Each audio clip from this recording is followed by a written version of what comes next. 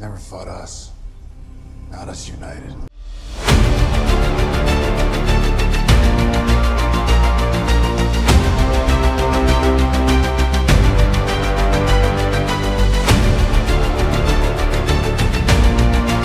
Oh!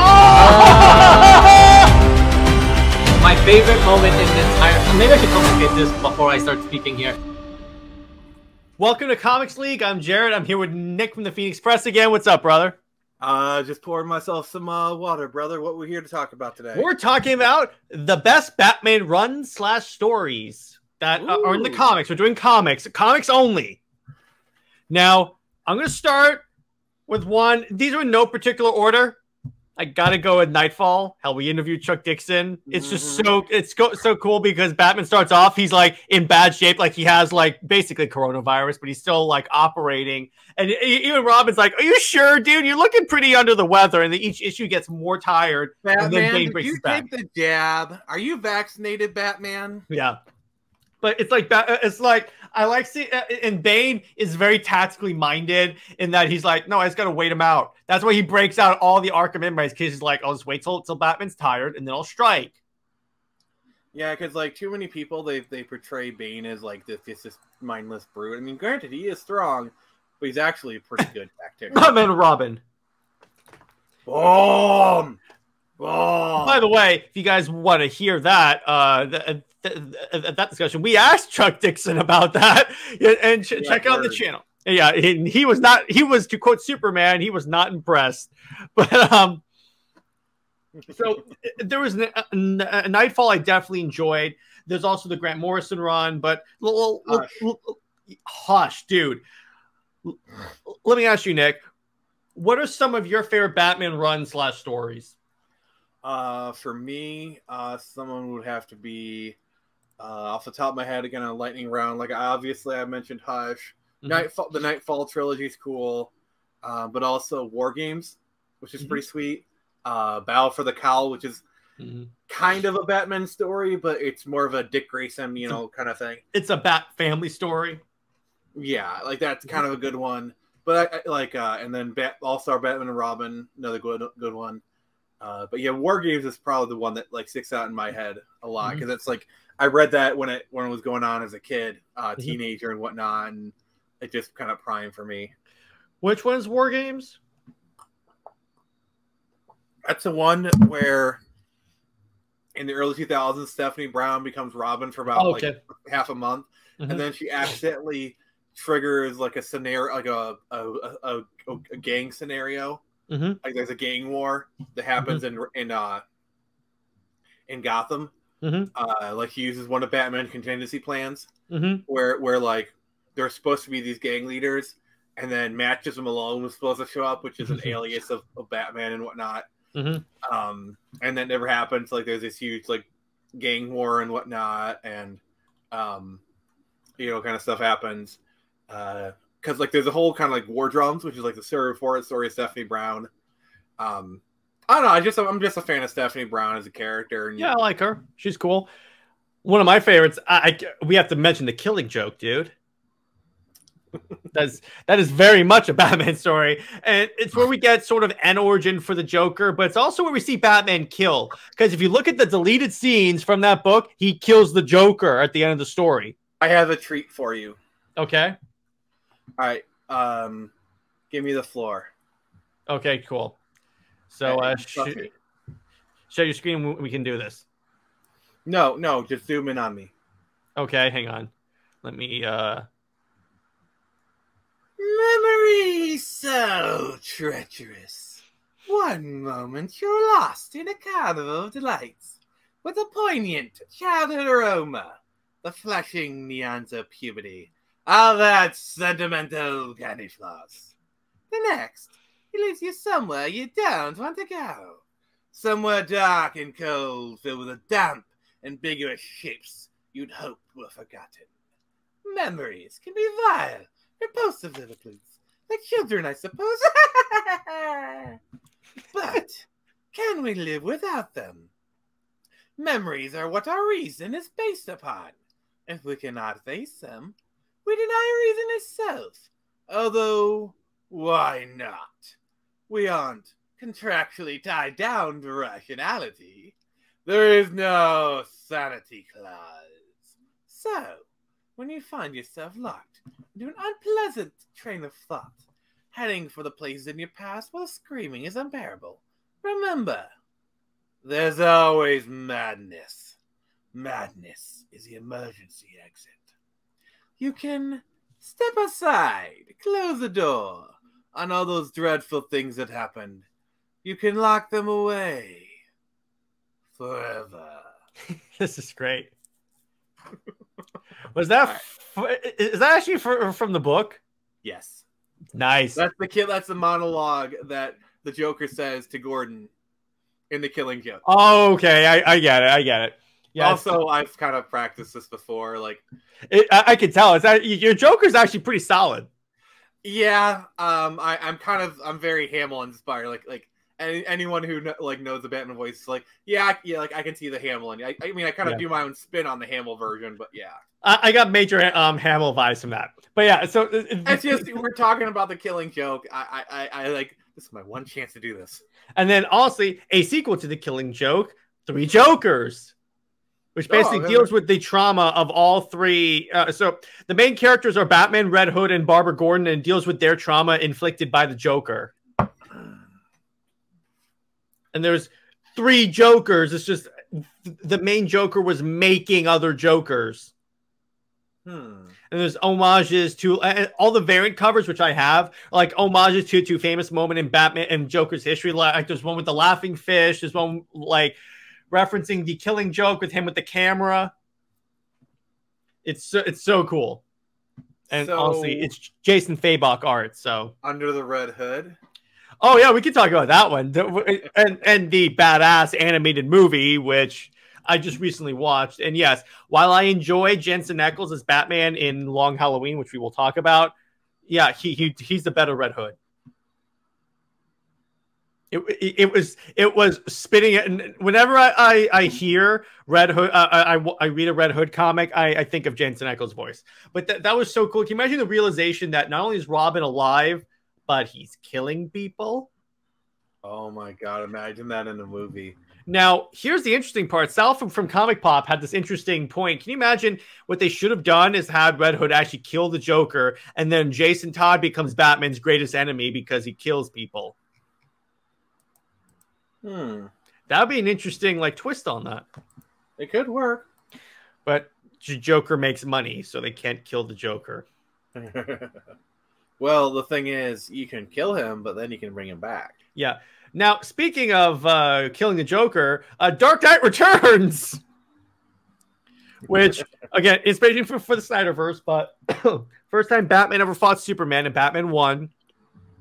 But it's cool seeing an old, aging Batman. It's kind of like, when you think about The Dark Knight Returns, is also the origin, the inspiration for Dark Knight Rises, in addition to other storylines, but it's very Dark Knight Returns, and that Batman's retired for years, comes back. They even have lines from the comic book like, "You are in for a show tonight, son." I mean, Dark Knight Rises kind of pulls from a lot of stuff. It very clearly pulls from No Man's Land, which is a storyline we haven't mentioned yet. Yeah, we will. And when you think about it, Dark Knight is Long Halloween. Pretty much Long Halloween. Except Harvey is not killing people. Wait, the Dark Knight? Oh, the one with the Joker. Well, the Dark Knight also takes elements from Killing Joke as well. Oh yeah, yeah, absolutely. But I'm saying, when you look at the major plots, it's pretty much Long Halloween. And let's not forget the Batman. They were taking elements from Long Halloween. That too. And then obviously in Batman Begins, that's pretty much year one. Oh yeah, that's the other thing I was going to talk about. Batman Year One, which was very much the inspiration for Batman Begins, and the Batman too, because he said it was Ego, Long Halloween, and Year One were the main inspirations for that storyline. I always thought it would be Batman. It seems more like a Batman Year Two kind of a story. Well, yeah, because it's 2 years, but. No, they did do a Batman Year 2. That was an actual story. No, I know, but I'm saying I can see why you would think that. But let's see, what other the Return of Bruce Wayne, where he gets sent by Darkseid's Omega beams back in time. The idea is that it will kill him, and he keeps going forward in time to 2 different eras, and he builds his own Pirate Batman. Yeah, Pirate Batman, Caveman Batman, Witch Hunter Batman, Futuristic Cyborg Batman. They were just trying to build up their toy catalog. That's yeah, exactly. They're basically making action figures. And McFarlane was like, check. No. McFarlane was like, write that down. Yeah. So we have Dark Knight's Metal, which is pretty much a Batman-inspired book. It still counts. Batman Who Laughs. Even though that was a very, very much a overused character. Yeah, it's one of those things where it's like, they realize, oh, wait, we struck gold. Now he's a turd. Now, I'm going to say something controversial on this show. I enjoyed Tom King's Batman run. It starts off really good. You have to read, because it starts off with like Batman fighting Gotham and Gotham Girl, which are basically Superman-powered characters. And he's like, maybe I can retire and everything. And then they go crazy. The Justice League shows up. It's really, really cool. Then Batman forms his own Suicide Squad to go fight Bane and Santa Prisca. I thought the Defenders was his team. No, yeah, but he forms another Suicide Squad. No, the Outsiders is Batman's team. Sorry, I was thinking of Marvel. Yeah, but I'm saying in the Rebirth continuity, he forms his own like Suicide Squad temporarily, which includes Catwoman. That's how she gets out of prison. And then eventually he proposes to her, and then we have the travesty. That was the wedding, but that was arguably forced on Tom King, as was the killing of Alfred, and a lot of it was forced on him. Can I just say, I love the differences in approach to marriage between Marvel and DC. Yeah. Marvel's like, no, we can't let Mary Jane and Peter get married. DC's like, all right, we're going to have Catwoman and Batman get married. Oh, you don't want to do it? Tough, do it anyway. Like, and then we'll do it, and then we'll not do it, and then put it in an Elseworlds book, arguably Elseworlds. It's like the one thing. It's like they want MJ and Peter to get married, but they won't do it. Whereas like they don't want Peter to be old. I'm sure there are some people who want them married. I mean, they do seem like Endgame, honestly. Arguably, the majority of people want them married, so I'm like, why not appease the majority of Spider-Man fans who arguably have been brought through the ringer in recent years? With Norman Osborn sleeping with Gwen Stacy. I mean, honestly, I was playing through like Spider-Man on the PC version, and I actually really enjoyed like this older Peter Parker. You know, where like the villains knew him. There's obviously history, and I really enjoyed the relationship between MJ and Peter. It was more mature and whatnot. So yeah, I dug it. I mean, because here's the thing: you want to do teenage Spider-Man stories? You got Miles Morales, exactly. You like have Miles Morales be your teenage Spider-Man, and then have Spider-Gwen be his girlfriend or whatever. That's fine. Different dimension, you know what I'm saying, and just have her cross over this dimension, and then Well, whatever. she already did cross over. She exists in the main continuity now. Yeah, I mean, I like their relationship and Into the Spider-Verse. I actually think it's kind of cool. Yeah, cool. But you can have him be your high school, your whatever, and have Peter Parker be adult Spider-Man starting a family. It's just you have like literally the best of both worlds. It's like, yeah, it makes sense.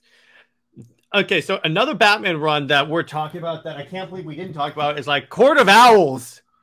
When you find out there's an organization, owls, you say. Yeah, there's an organization that controls all of Gotham, and here's the key part: Batman didn't know about it.